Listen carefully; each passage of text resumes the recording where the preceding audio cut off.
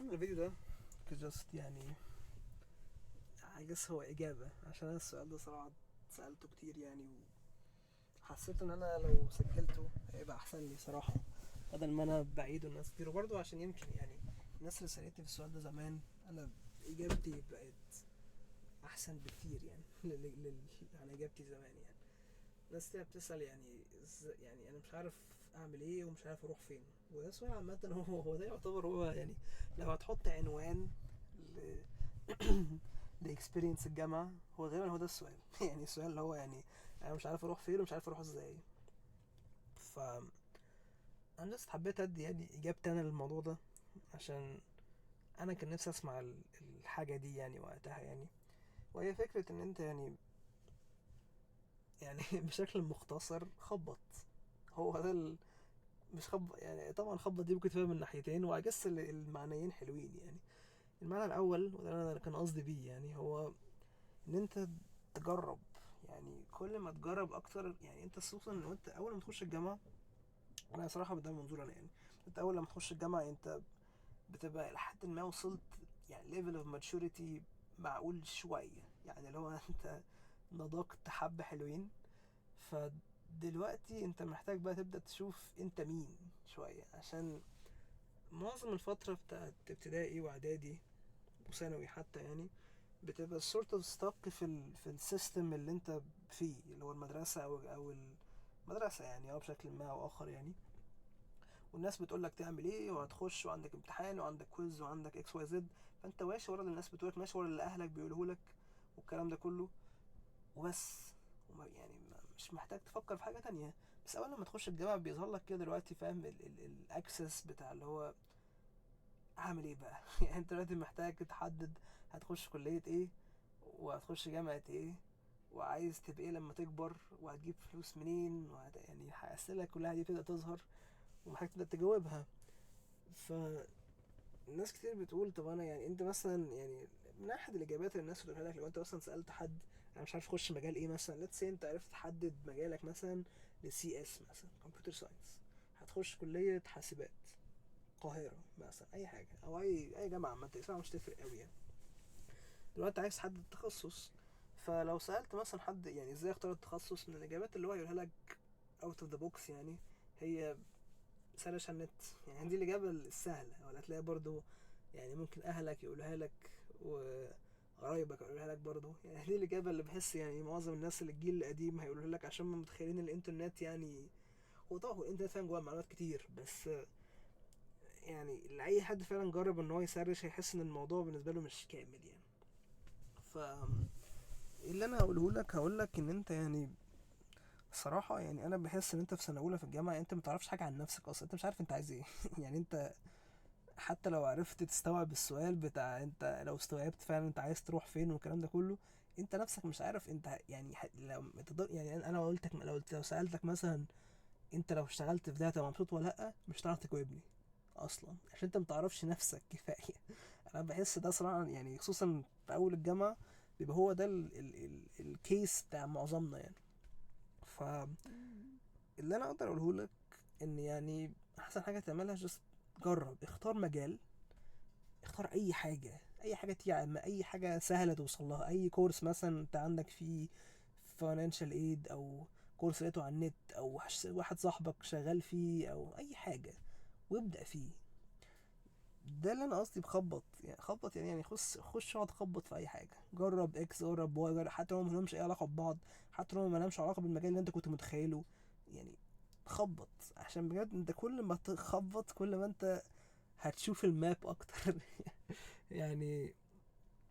يعني تخيل ان انت مثلا واقف في حته ضلمه وانت مش شايف اي حاجه حواليك، فانت عشان تعرف طريقك عشان تعرف اللي حواليك بتبدأ تقرب من الحاجات وتخبط فيها.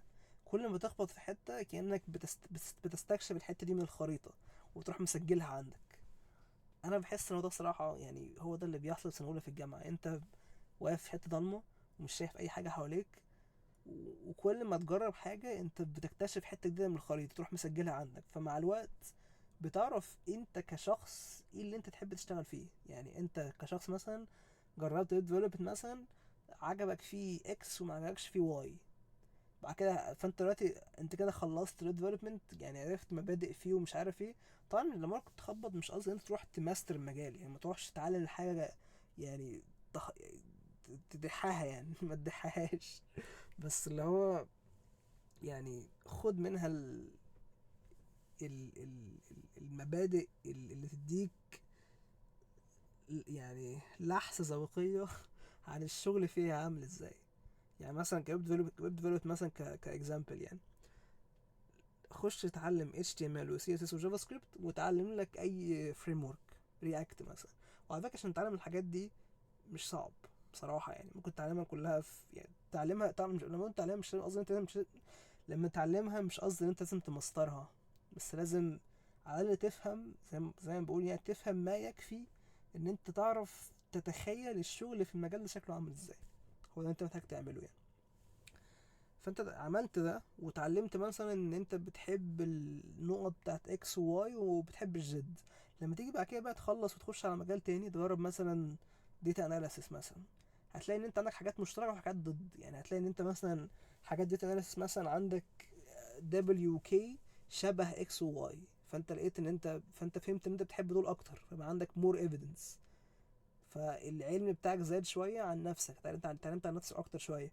وتعلمت مثلا انت بتحبش اي، فدلوقتي انت بتحبش اي وزد وبتحب اكس وواي مثلا، يعني كأنك عمال تجمع لستة كده، انت بتحب ايه وما بتحبش ايه، ايه الحاجات اللي كانت اديتك بوزيتيف اكسبيرينس وحاسس ان انت ممكن تشتغل بالصفات دي، وايه الحاجات اللي انت ما بتحبهاش يعني حاسس ان انت متقدرش تعيش فيها او تشتغل فيها لفترة طويلة يعني. وصدقوني يعني المجالات فيها حاجات كتير قوي متشابهة اكتر ما انتم متخيلين يعني. انا اصلا بدات ويب ديفلوبمنت ده اللي انا بديك اكزامبل يعني انا بدات ويب ديفلوبمنت اصلا وتعلمت HTML و CSS وجافا سكريبت وتعلمت رياكت وتعلمت اجزاء من انجولار وتعلمت ريدكس وتعلمت مش عارف ايه وتعلمت حاجات كتير وتعلمت باك اند وتعلمت جانجو وتعلمت فلاسك وتعلمت الحاجات دي كلها. بس بعد كده دخلت داتا ساينس، ويعني لقيت ان في حاجات داتا ساينس جواها حاجات عجبتني في جافا سكريبت وويب ديفلوبمنت عامه، اللي هي اجزاء الكرياتيفيتي واللوجيك والحاجات دي، مع ان انا بتجنب الديزاين انا اللي انا كنت بكرهه في الديفلوبمنت كان الفرونت اند. انا ما كنتش بعرف اعمل ديزاين، ما كنتش بعرف اعمل ويب بيج شكلها حلو، كان الديزاين او الفرونت اند سكيلز بتاعتي بطيخه شويه فلما لقيت ان في حاجه زي داتا ساينس ان انا ممكن اطلع يعني افيد الناس عن طريق الداتا وكده، واتجنب ان انا اعمل يو اي او جست اعمل فيجواليزيشنز وجرافس، ودي حاجه ممكن اعملها بسهوله، عجبني اكتر بكتير. يعني خدت بالكم يعني في هنا حاجات متشابهه. الويب ديفلوبمنت انت في some sort of function او logic بتعمله عشان تساعد الناس في حاجه معينه. اه الداتا ساينس انت برضو عندك داتا وعايز تساعد الناس بالداتا دي، فبتوريهم الانسايتس من الداتا دي عن طريق لوجيك، عن طريق اناليسيس، عن طريق statistics مش عارف ايه، وفي الاخر بتعرضها لهم عن طريق فيجرز. بس عشان تكريت فيجرز اسهل بكتير ما تكريت يو اي اليو اي بتاع الويب بالنسبه لي كان كابوس، فانا خلصت من الديس ادفانتج اللي كان في الويب ولقيت حاجه شبهه بلس ادفانتج زياده. ده يعني ده جاست اكزامبل، بس هو الفكره اللي هو يعني بجد لو انت في سنه اولى في سنه تانية حتى لو في سنه تالتة، بس يعني شد حيلك شويه يعني، محتاج تخبط كتير، محتاج تجرب حاجات كتير قوي، عشان كل ما تجرب اكتر كل ما انت هتتعلم عن نفسك اكتر، كل ما انت هتعرف ايه المجال اللي انت عايز تشتغل فيه بجد، وهتبقى فعلا مقتنع بده. يعني ما تبقاش في ناس مثلا بتختار مجال بس انا نفسي حتى ناس من صحابي يعني بيختاروا مجال بس بيختاروه عشان مثلا صحابهم اختاروه، او عشان الناس كلها بتختاره، او عشان على الانترنت مكتوب ان هو هيبقى الموست paid job في 2025 الحاجات دي. يعني انا مش بحس ان ده كافي. يعني ما انت اللي تشتغل يعني، اه ممكن تجيب فلوس، بس يعني ما انت لو اصلا مش عارف تشتغل كويس ومش عاجبك الشغل وما مش مديله الطاقة اللي انت محتاج تديها له، مش هتوصل للارقام اللي هو موجودة على فوربس وعلى الارتكلز مش عارف ايه. ولو يعني يمكن صحابك كلهم عجبهم المجال انت ما يعجبكش، يعني ما اعرفش. هي بالنسبة لي جست يعني نقطة قناعة يعني انت، وانا شايف ان احسن طريقة عشان هي برضو هي مش رحلة بس عشان المجال، هي دي رحلة عشان نفسك برضو، محتاج تتعلم انت مين تتعلم ايه اللي انت بتحبه، ايه اللي انت بتحبوش، تتعلم ايه اللي المفروض يقودك في الحياة. اتمنى يكون الدين يعني، بايثون ما يكونش حاجة تانية. تتعلم أسس حاجات كتير أوي في الحياة يعني بجد. يعني حتى حاجات زي مثلا تروح الجيم مثلا، انت لو رحت الجيم هتتعلم برضو عن نفسك كتير. تتعلم قد ايه انت شخص كسول ومش عايز تقوم عشان تروح الجيم كل يوم يعني. هتتعلم حاجات كتير عن نفسك. ف بجد هي فترة الجامعة يعني بدل ما تسموها يعني اروح فين واعمل ايه، سموها هو انا مين اصلا. انا شايف ان ده السؤال الاهم صراحة. ولما عرفت تجاوب السؤال ده هتعرف تجاوب بقية الاسئلة عادي يعني. ف... فبس يعني هو ده اللي حبيت اقوله. وطبعا يعني الحاجات اللي انا قلتها قبل كده برضو، يعني المنتور شيب حلو جدا. يعني لو عندك منتور، شخص انت بتحترمه، هيعرف يساعدك في ان انت تعرف تحدد المجال اللي عايز تشتغل فيه. عشان انا قلت خبط، بس انت ممكن يعني في التخبيط الذكي والتخبيط الغبي. وبرضو انا لما قلت في الاول في معنيين لخبط، الخبط التانية اللي هو ان انت تخبط على الباب، اللي هو كانك بتطلب المساعدة يعني. ودي برضو مش حاجة وحشة يعني. اجس هو المنتور شيب يعتبر نوع من انواع التخبيط على الباب، يعني ان انت بتطلب مساعدة من حد يعني قدامك شويه في المجال يعني. ف فانا كنت بقول ايه، التخبيط الكويس والتخبيط السيء. التخبيط السيء انت تقعد تراندوم، يعني اللي هو تجرب حاجه وما تاخدش منها اي فيدباك، وتروح داخل حاجه تانية وما تاخدش منها اي فيدباك، تدخل حاجه تالتة مش عارف ايه. ده اللي انا كنت مثلا بعمله وانا في ابتدائي ولا اعدادي مثلا. اللي هو اتعلمت بايثون، وبعد كده رحت عملت مش عارف ايه، وبعد كده اتعلمت جافا سكريبت، عملت شويه ويب بيجز بتنجان، وبعد كده اتعلمت جافا عشان اعمل شويه ماينكرافت بلجنز وكده يعني. جست عشوائيه مفيش اي اتجاه. انما انت في الجامعه التخبيط الكويس ان انت تخش حاجه، تاخد فيدباك، تتعلم انا عجبني ده ما عجبنيش ده.